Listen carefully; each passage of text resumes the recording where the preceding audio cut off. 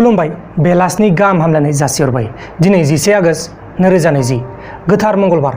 फैदो दिननि बेलासनि माखासे खौरांफोरखौ फारि फारि मिथिना लानि। गिबि खौराङा जाबाय तामिलनाडुनि कानुर होननाय जायगायाव मोनसे नखराव बिमा गथ' गथाय 3 थैबाय। मबाइलजों थैदों। मबाइलखौ चार्ज होनानै दोन्दोंमोन। चार्ज होफुनाय समाव मोनसे फन फैयो।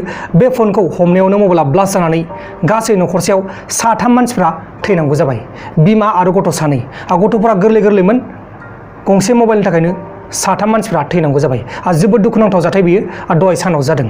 लोगोसे महाराष्ट्रनि शिवसेना हान्जाया सुशांत सिंह राजपुतनि केसआव जेबो हेफाजाब होआलासिनो रिया चक्रवर्तीजोंसो लोगो जादों होननानै आरबिआ फोरमायदों।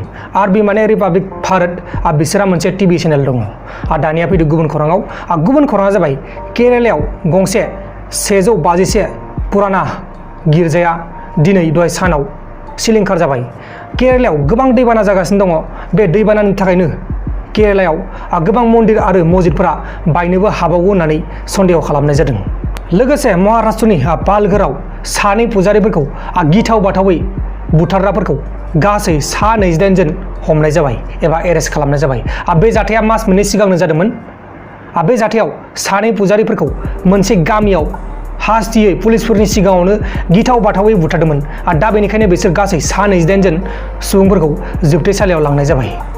गुबुन फारसेथिं जम्मु एन्ड काश्मीरनि मोननै जिल्लायाव 4G नेटखौ आरोबाव बेखेवनानै होनाय जासिगोन।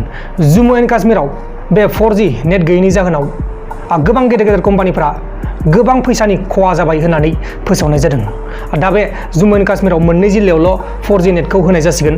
गासैबो जिल्लायावनो होनाय जाथ'नाय नङा। दानिया फैदो गुबुन खौराङाव।